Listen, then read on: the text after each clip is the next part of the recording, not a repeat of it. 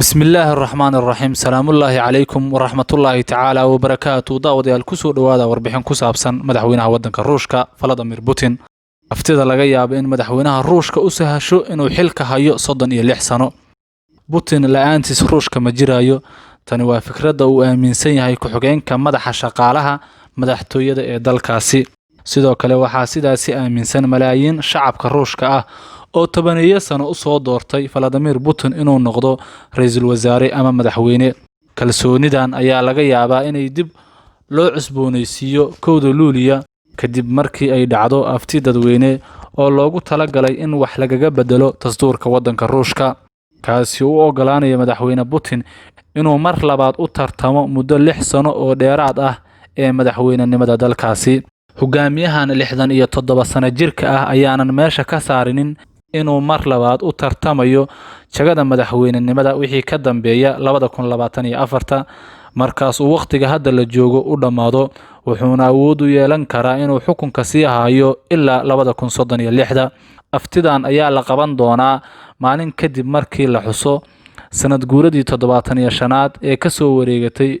xukunkii Jarmalka iyo dhamaadkii dagaalkii labaad ee adduunka ee Yurub bisha Janaayo 2020 madaxweynaha Ruushka Vladimir Putin wuxuu soo jeediyay in la helo codad badan si wax looga bedelo dastuurka mid kamid ah arrimaha ugu muhiimsan ee codadka loo dhiibanayo ayaa ah suurtagalnimada in loo ogolaado madaxweyne Putin inuu mar labaad u tartamo jagada madaxweynenimo si uu xilka u sii hayo 6 sano oo dheeri ah aftida ayaa markii hore qorshaheedu ahaa in la qabto 22 Abriil balse waxaa dib loogu dhigay sabab la xiriira xayiraadda fayraska corona balse hadda waxaa la qaadi doonaa aftida 1 Luulyo si loo dhaqan geliyo talaabooyinka kala fogaanshaha codadka ay dadku dhiiban doonaan muddo 5 maalmood gudahood ah waxaa sidoo kale aftida ay ka dhici doontaa goobaha sida aadka u daran oo u saameeyay xanuunka COVID-19 dad kooban ayaa loo ogolaan doonaa inay galaan goobaha codbixinta oo ay ka dhacayso magaalooyinka qaar sida Moscow waxayna dadku codadka u dhiiban doonaan qaab elektaroonig ah muxuu yahay qorshaha Putin qarnigii 21aad oo dhan shacabka Ruushku waxay Putin u yaqaaneen inuu yahay ninka ugu sareeya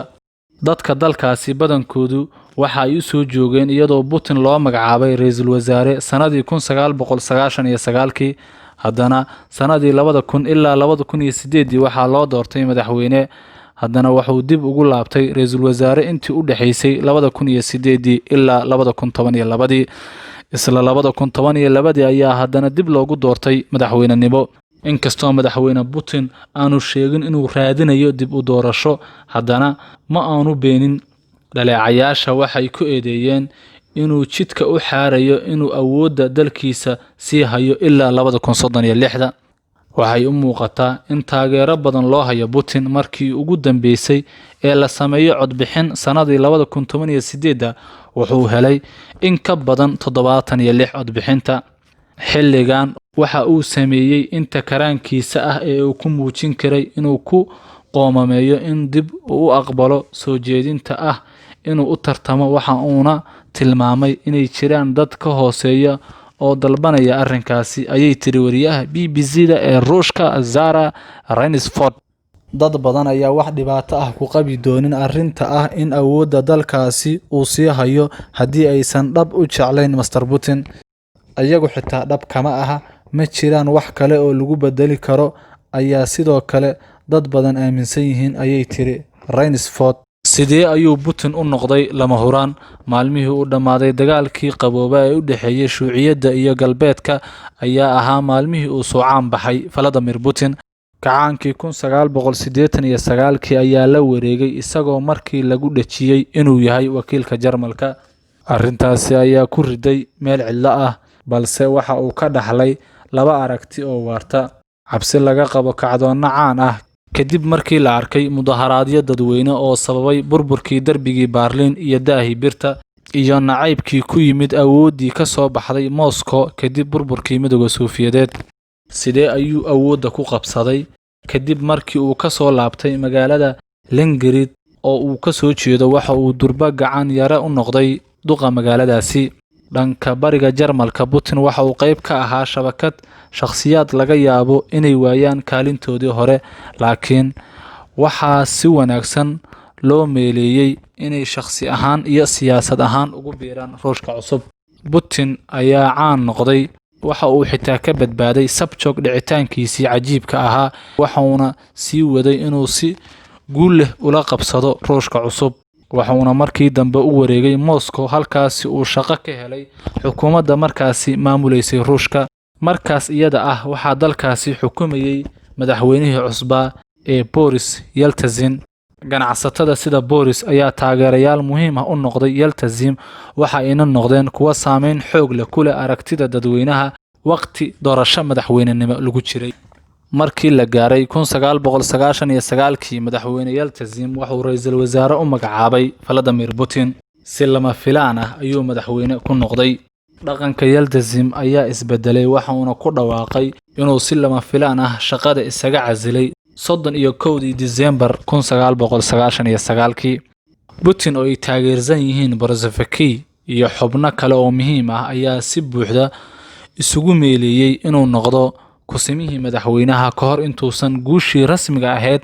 ee doorashada bishii Maarso ee 2000. dadka taageersanaa markaasi ayaa waxay u arkayeen midka kaliya oo taliye u noqon doona, balse 3 bilood gudaheed Putin waxa uu kula wareegay awoodii warbaahinta madaxa bannaan sida NTV ayaa albaabada loo laabay.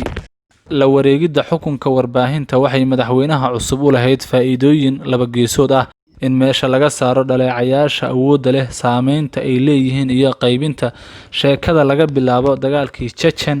ilaa weeraradii argagixisada ee Moscow. waxay sidoo kale kor u qaaday qiimeynta madaxweynenimada, waxay saadaalisay muuqaal awood badan oo ku saabsan Ruushka cusub iyo hogaamiyaheeda, waxayna gacan ka geysatay qeexidda cadaawayaasha cusub ee dowladda. xilligaas wixii ka dambeeyay dadka degan gobolada Ruushka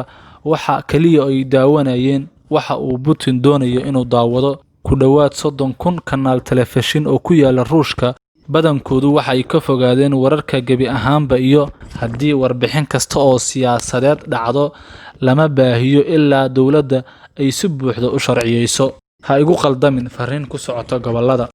Putin waxa uu tartiib ula wareegay 83 gobol ee Ruushka, isagoo u magacaabay siyaasiyiin aamin ah inay goboladaasi ka noqdaan barasaabyo. waxa uu meesha ka saaray doorashadii gobolada ee barasaabyada sanadkii 2004. waxa uu la yimid 3 musharax oo ah baarlamaanka gobolada si ay u doortaan gudoomiye ku-xigeen. inkastoo dadka dhaleeceeya Putin ay ku eedeeyeen inuu meesha ka saarayo dimuqraadiyadda, haddana istiraatiijiyadiisu waxay ka shaqaysay gobolada qaar sida Chechnya. doorashadii ka dhici jirtay gobolada wax yar bay soo noqotay sanadii 2012 kadib mudaharaadyo dimuqraadiyadda lagu dalbanayay, laakiin bishii Abriil 2013 kontaroolkiisa tooska ah ee Putin ayaa dib loo soo celiyay iyadoo la soo saaray sharciyo xadidan oo cusub. marmarsiyada dib u xareynta oo magac kaliya ah. mudaharaadyo tiro badan oo isdaba joog ah ayaa ka dhacay Moscow iyo meelo kale oo ka tirsan Ruushka laga soo bilaabo 2011 ilaa 2013, kuwaasoo lagu dalbanayay doorasho nadiif ah iyo dib u habeyn dimuqraadiyadeed. kuwaani waxay ahaayeen mudaharaadyadii ugu badnaa ee Ruushka laga sameeyo tan iyo 90meeyadii. waxaa sidoo kale jiray gugii Carabta iyo kacdoonno midaysan oo laga sameeyay wadamada dariska ah, taasoo dib u soo celisay xusuustii 1989kii. Putin waxa uu dibadbaxyadaasi u arkay kuwa ay dabada ka riixayaan dowladaha reer galbeedka si loo fashiliyo xukunkiisa. qabashadii gobolka Crimea ee ka tirsan Ukraine. qabashadii Ruushku uu kula wareegay gobolka Crimea ee dalka Ukraine waxa ay Putin u ahayd guul siyaasadeed, waxayna dharbaaxo xoogan ku noqotay dalalka reer galbeedka. Ruushka waxa uu muujiyay inuu la wareegi karo qaybo ka mid ah dalalka dariska la ah, xilli dunidu ay indhaha ka daawanaysay ayna ku guul dareysatay inay wax ka qabato. sida ay qabaan khuburada falanqeysa arrimaha gobolkaasi, Putin waxa uu fahmay Ruushku inuusan u baahnayn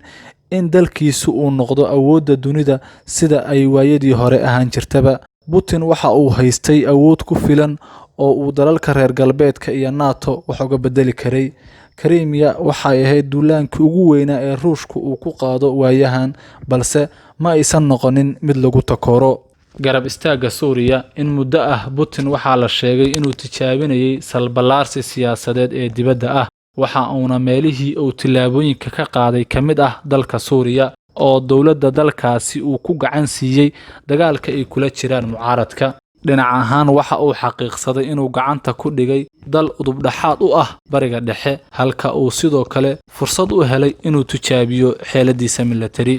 ma jirto cid saadaalin karta mustaqbalka dunida, balse dadka daraasiya dalkaasi waxa ay aaminsan yihiin in Putin uu dejin karo qorshe siyaasadeed. guud ahaanba halkaas ayaan kusoo gabagabeynayaa barnaamijkii ku saabsanaa madaxweynaha dalka Ruushka Vladimir Putin. barnaamijka waxaa idinla socodsiinayay anigoo ah Sayid Cali Cabdisalaan Xasan. intaan ku kulmayno barnaamij caynkan oo kale sidaasi waxaan idinkaga tagaynaa nabadgelyo.